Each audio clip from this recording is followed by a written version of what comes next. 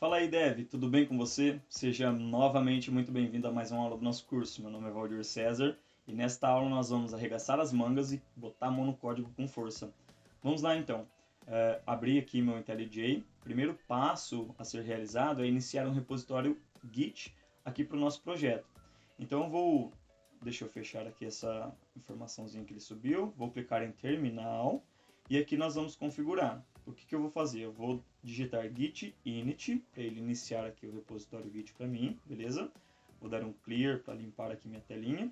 Vou configurar meu usuário e e-mail do Git de uma forma global para todos os meus projetos. Então vou adicionar aqui git config --global. Aqui eu passo o user.name. Meu username lá do GitHub se chama Valdir César. Então vou colocar do mesmo jeito que está lá, beleza? Ótimo, vou dar um enter aqui, configurei então o meu username.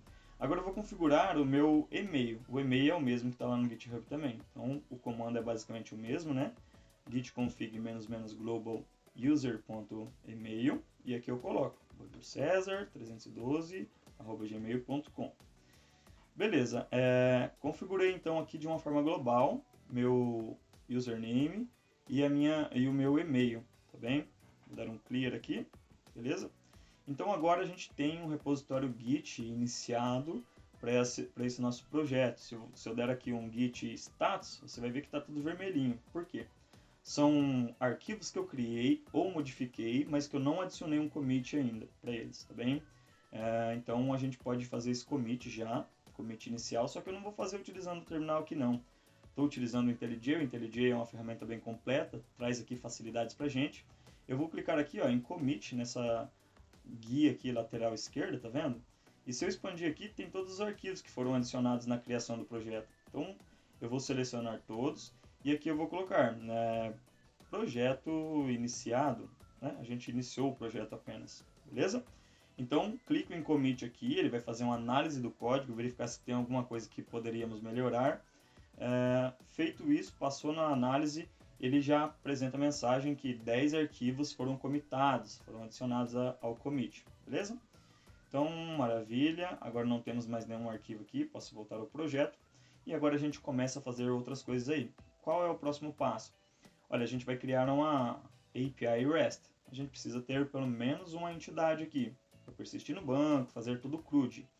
Então, eu vou criar aqui, olha, no pacote principal com o botão direito, eu vou criar um novo subpacote, vou chamar de domain, vai ficar as nossas classes de domínio, e aqui dentro do domain, eu vou criar aqui uma nova classe, tá bem? Essa classe eu vou chamar de user, tá bom?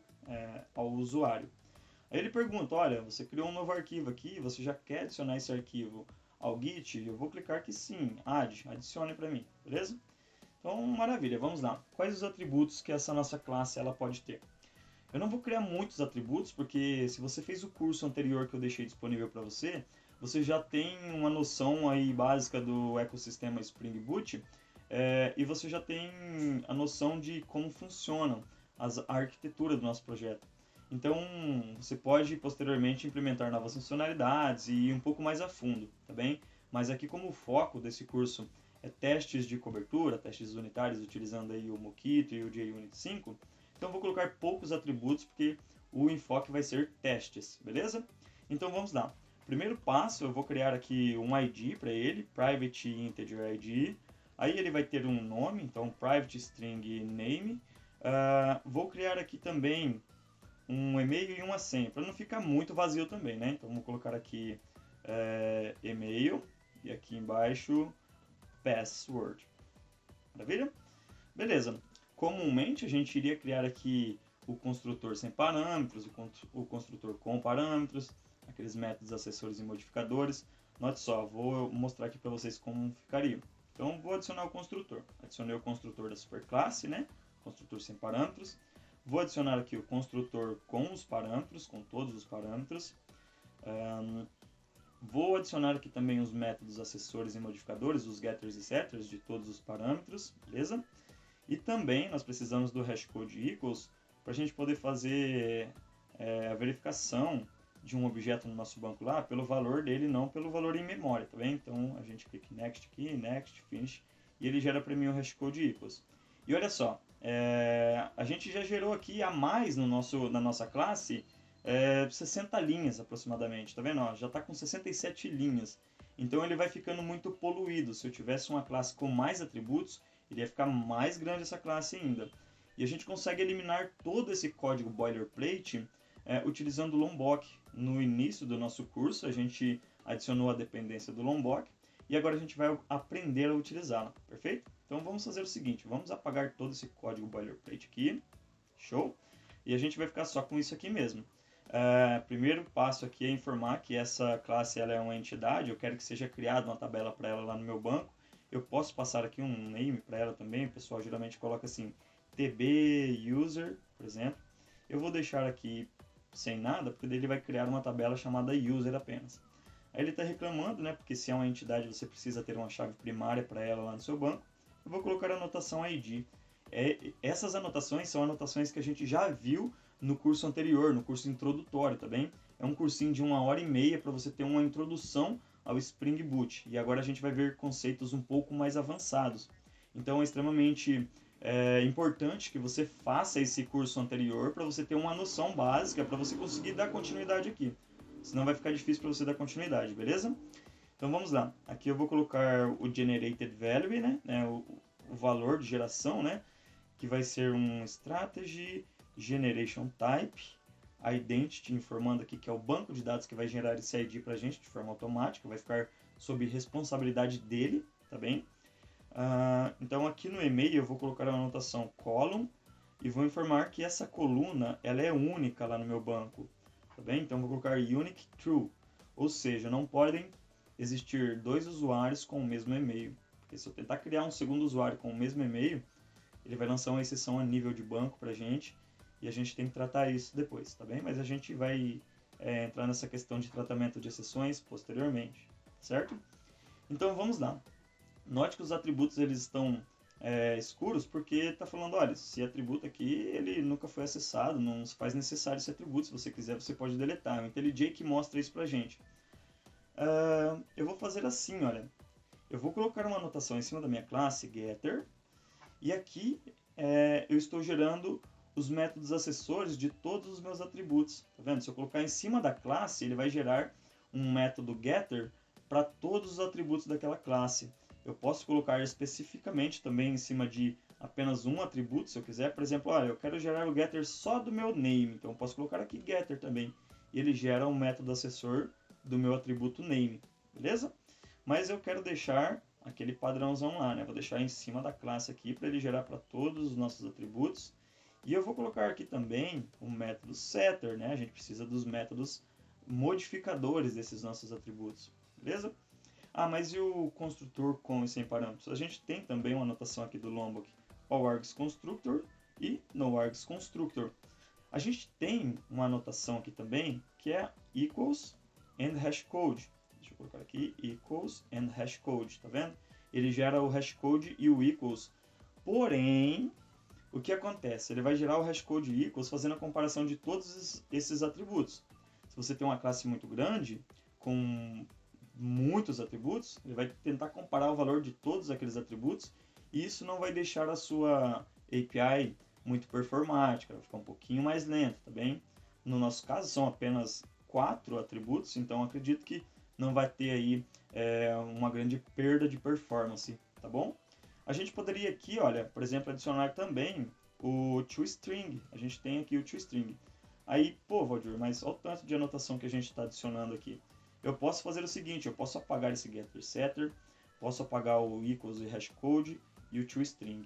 Eu posso adicionar aqui a anotação data, tá bem? Essa anotação data ela vai gerar de forma automática para a gente todos aqueles métodos acessórios, modificadores, equals and hashcode, toString, tá bem? Só que daí ele começa a apresentar essa lâmpadazinha, olha, se você usar desse jeito aqui, vai ficar menos performático o seu código, tá bem? Aqui ele está pedindo para criar o teste, tá bom? Mas se a sua classe for com mais atributos, daí ele vai começar a apresentar aqui uma mensagem para você que isso pode tornar a sua API menos performática. Mas por enquanto aqui eu vou deixar a anotação data mesmo, porque a gente tem poucos atributos, perfeito? AllArgsConstructor e NoArgsConstructor a gente tem que deixar. eu sempre sugiro que o aluno ele acesse aí o seu navegador e dê uma pesquisada na documentação, né? Essa é a maior arma do programador, pesquisar a documentação. Então você pode colocar aqui Lombok, por exemplo, digita Lombok aqui, Project Lombok, né? Acessa aqui e você consegue ver a documentação dele, tá bem?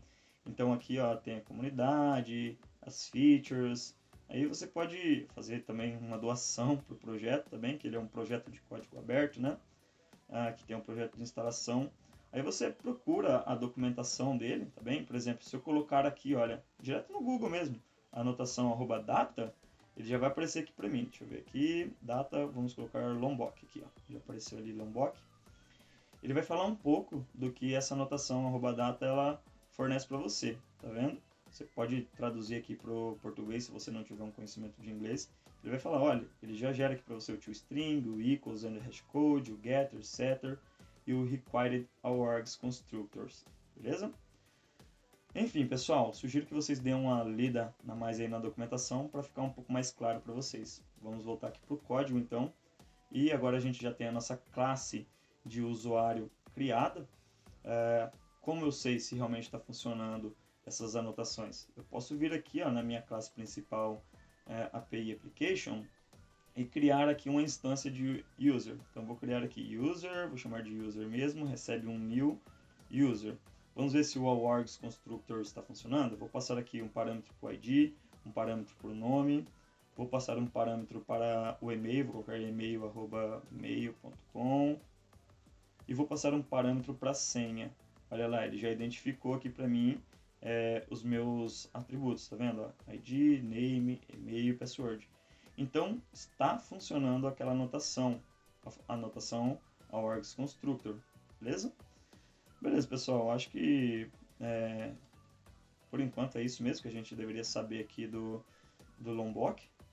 Note que a nossa classe ela ficou mais clean, ficou mais fácil de ser lida, ficou mais organizada, mais elegante. Então, a gente tem sempre que buscar deixar o mais clean possível o nosso código, perfeito? Visto que criamos essa nossa classe de domínio, eu vou fazer um commit então, olha aqui, ó. Vou selecionar aqui user, classe usuário, beleza? Vou fazer aqui um commit. Fiz um commit, já não tem mais nenhum arquivo para ser comitado. Galera, para esta aula era apenas isso, tá bom?